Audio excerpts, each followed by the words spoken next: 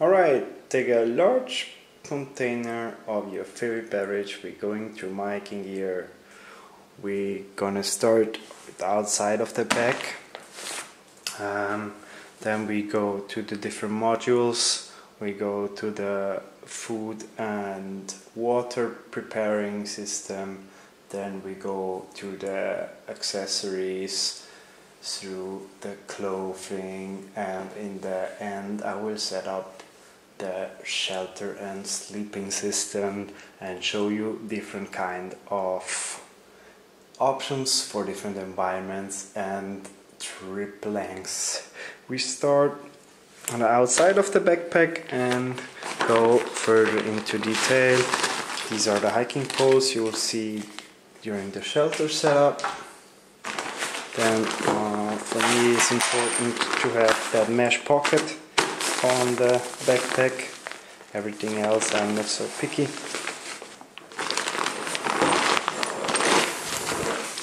You see here the compass and a whistle should I ever be incapable to move. I like to keep my water as accessible as possible and as simple as possible, so since I occupied the outer bags of the backpack, I hang the water bottle on the string. You find it in the internet when googling for Mitten-Hook water bottle, because this here is a Mitten-Hook. You just clip it here like that, bang. You strap it here to the elastic shock cord, and it hangs like this. If you're thirsty, you go suck. Super fast, right? Alright, for sure. On the other side, the second bottle. Inside of the bag, this one happens to be a waterproof bag. We have it like this. Here's the food, the first item, which is always accessible. The second one is the clothing, and this one is a sleeping pad, a ground sheet, and for sure the tarp. Sits like this inside of the backpack, so it's really good, compressed and compact. Next up we have the sleeping bag, and what you already saw on the outside is the cooking and water bottle, is the Vargo Bot. So with the Vargo Bot, what I like about it is that you can fill water in it, and you can also use it as a bottle, and you can also use it as a pot for cooking, like when you know you're about to pull up to camp, you can fill it with water and seal it. It has a seal here. Just close this one. When you go to camp and you do, like say, you cook the water over fire, you can, here I attached some steel wire, and have a look at it. This is how it's done. This is fixed, and this is the floating end, and if you turn the floating end 100 degrees, you get a nice ultralight handle. You have your water inside, you open it up, hang it over the wood fire, bang. But sure, we have also an alcohol stove option. And this is inside here of the accessory. It looks inside like this. This one. These are the packs for that tent the ship tickets, some small 20 milliliter alcohol containers, the first aid kit, and inside here we have the knife, a small headlamp, and a small big lighter like this. The tent stakes you will see during the setup of the shelter. This one I really like is the spork, the Nero spork. This is a self-made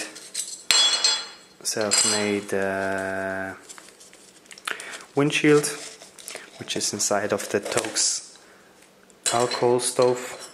This one is a simmering for the Toaks alcohol stove. I also narrowed the hose inside of the Toaks alcohol stoves a little bit. I put some glue on there and just poke it through with a very thin wire. Before it was too powerful of a flame for the Nero Bot, so I would have to make the windshield very, very high. I didn't want that, so I made the hose smaller. Still boils water in 8 minutes 12 seconds, so that's the perfect optimization. And if the water starts to boil, or I do some sauces and stuff, the simmering extends the fire. I think normally it goes around like 13-14 minutes. This extends to 20 minutes or 22 minutes, depending on the ground, how cold the ground is and how much heat the ground sucks up. This one was nested inside of here. You see here the soil squeeze. It's a water filter. It's wrapped with some guy line, Dyneema guy line, and inside you have, or under the rope, you have also some tape. How you say it? Some sticky tape, yeah. And on top of it, there was this water bottle thingy. It's not for drinking, it's more for back flushing. To clean this water filter. You press it here. Here is your water bottle, and then you stand with the foot on your water bottle and puts the clear water backwards to the filter and clears it. This one is a self-made windscreen. Put this on the ground to reflect some heat up and protect the ground also a little bit. The holes there are a lot of small holes. It's a thing you can do if you make it yourself, because they break the wind more nicely than the big holes. Yeah, doing it like this. You see here ridge lines. I asked in a workshop for they do the metal work for the roof of the housing and the piping and stuff like this. So they added here a ridge line, or in German a Sicke, and helps to put the self-made windshield on it. And is on. It's pretty good optimized, kind of proud on it.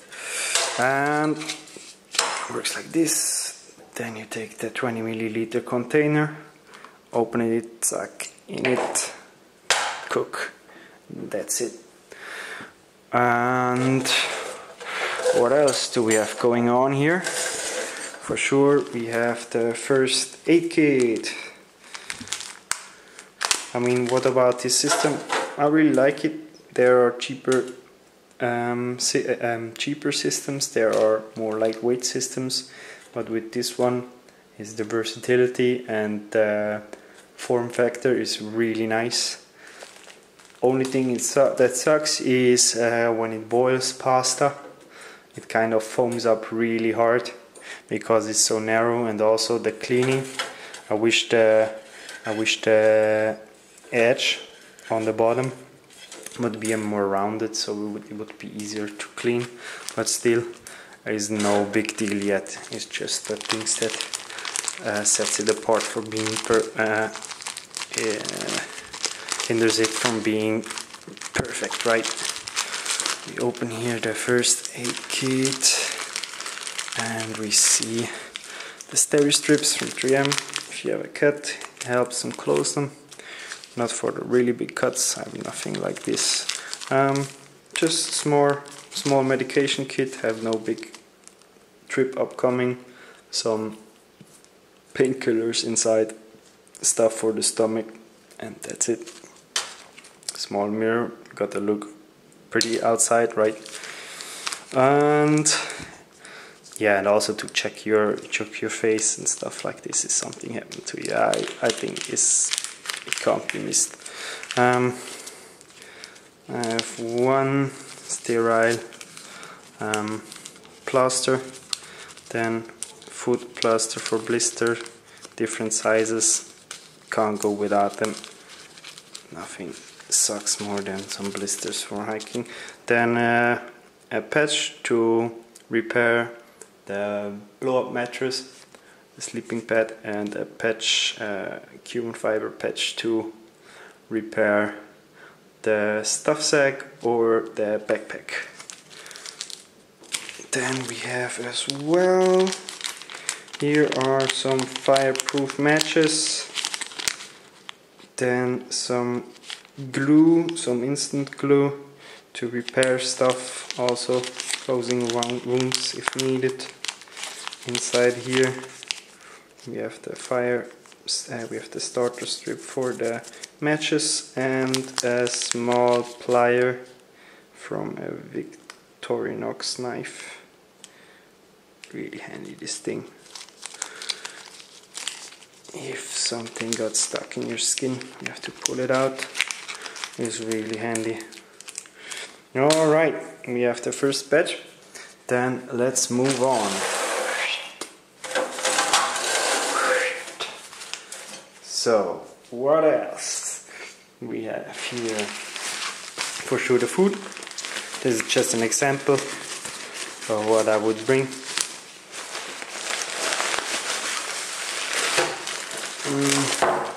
For sure oil is so calorie dense, can't go without it.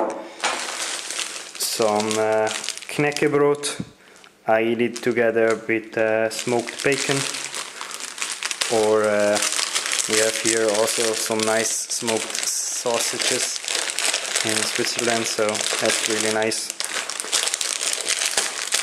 Has some sunflower seeds on it and stuff like this, really good. Then for sure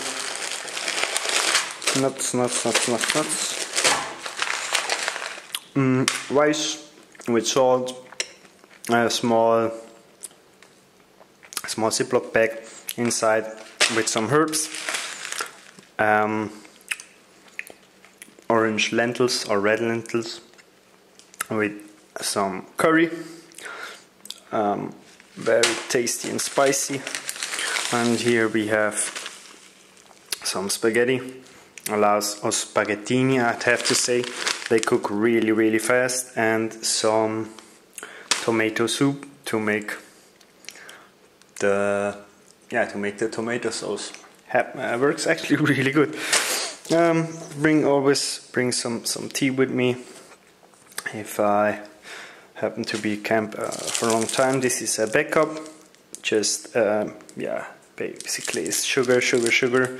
If you get in a situation where you're really cold, or you don't find a camping spot, you're really happy, or you struggle to find a camping spot, you're really happy for that extra boost of energy. Keeps you happy, prevents from getting groggy, and helps you staying warm if you get into a fucked up situation. So this is the food, right? And then we have here sleeping bag, I said. We go on to the clothing.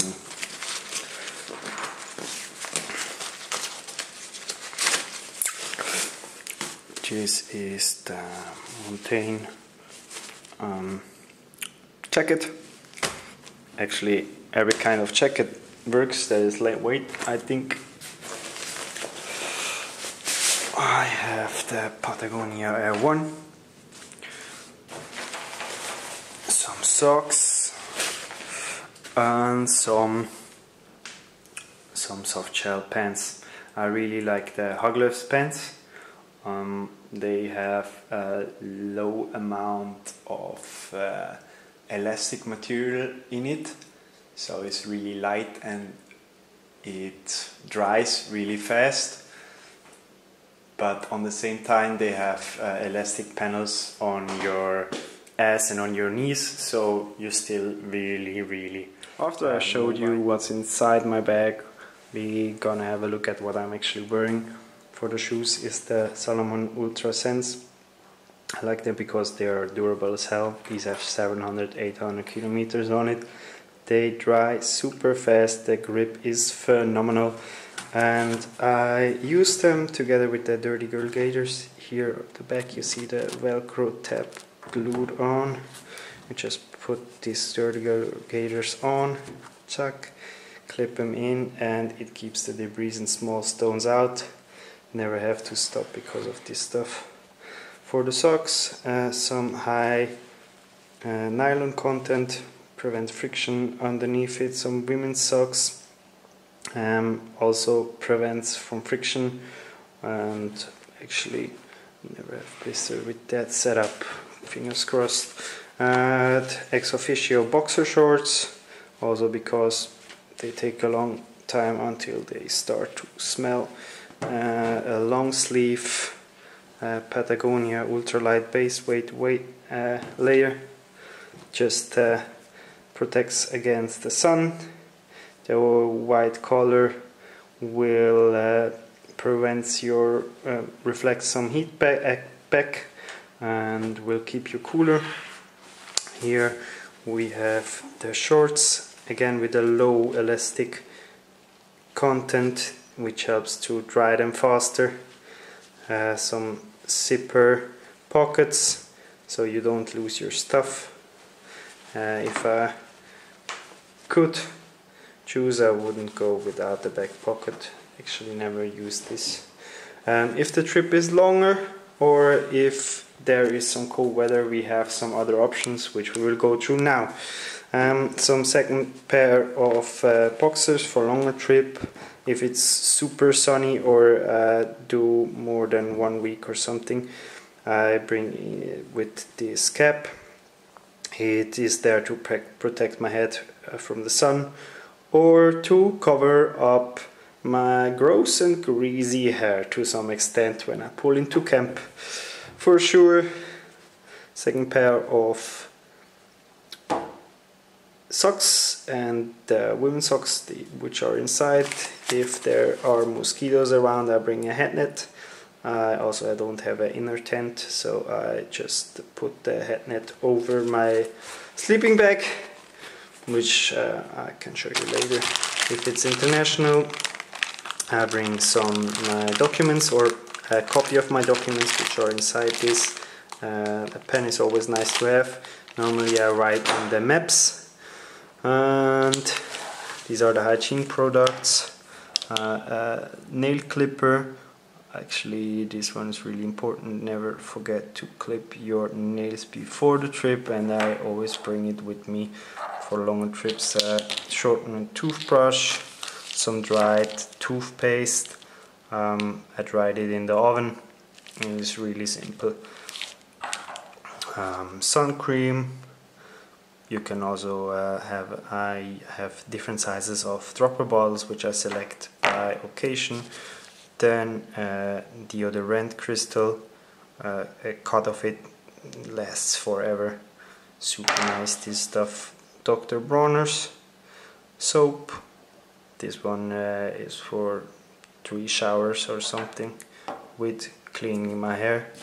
And this is a container of lanolin, which is to moisture the skin.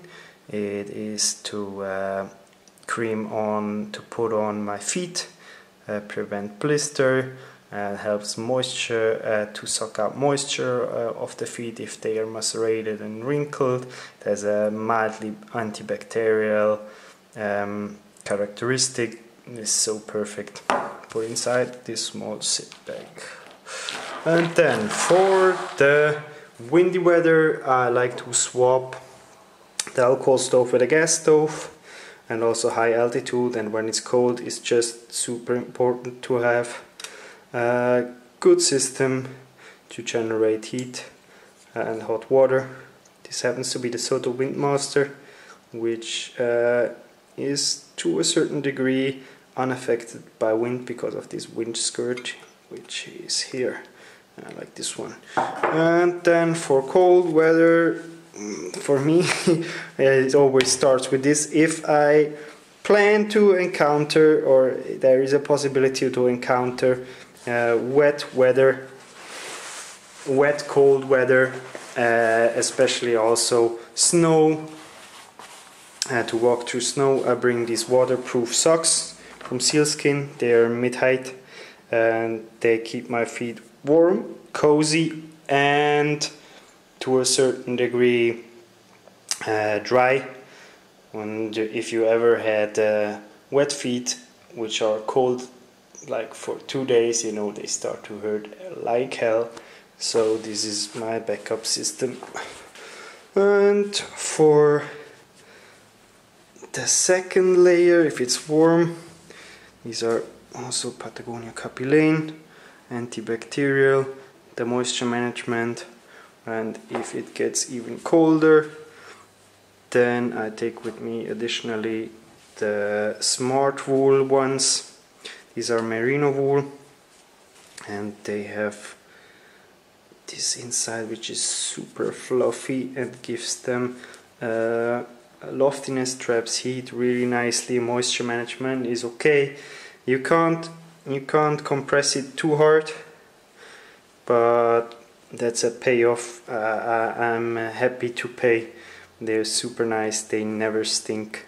I sleep in them, I hang around, camp in them, and put them over the synthetic layer if it's super cold. Then some gloves if it's raining, windy, or I'll need to use my hand to crawl and to manage some wood fire. Yep, if the hiking is more in let's say the hiking is during another part of the holiday, or is not the main goal of the holiday, I rather bring a merino shirt with me and some dress pants, some polyester dress pants. They are actually quite handy, they dry fast as well. Due to the coloring, you don't see the dirt too well, and you can attend the social events with them quite nicely, and they don't look too fancy on the trail as well. So this was it with all this stuff here, and we see each other outside, and I'll set up the shelter. Tracker 10 stuff, 1 in 20 denier, siliconized polyester because it will keep its shape even when wet and damp. I've made some modifications. You see here with the tensioner, I use the one from Zpacks. It's just super reliable, holds the smaller guy lines, which happens to be a reflective Nitecore guy line. Since I don't have an adjustable trekking pole, I just glued on a piece of rope and made a loop. I have a different collection of trekking packs I use. On the ridge guidelines I use the MSR Groundhogs. They are shortened, and so I can fit them inside my pot and have a hole here so I can fully bury them to the ground and still get them out like this. And on the edges I have the MSR carbon stakes, not so much holding power needed, so they're totally worth it. I have also with me titanium nails, which I use on the sides. No guy lines required because I just put them fully to the ground if it's really windy. Otherwise I don't use this one. MSR groundhog as well here. Yeah, that's a nice jingle, right? And the door's open. Here I put all my stuff. The unused bag inside of the mesh panel. Since my trekking pole is not adjustable, I offset them here with a titanium nail. Goes up to the ridge. Uses the same tensioner as on the other side. Inside we have a Cumulus 300 down bag. Has the Torrid option fabric in black color, black so it dries faster in the sun.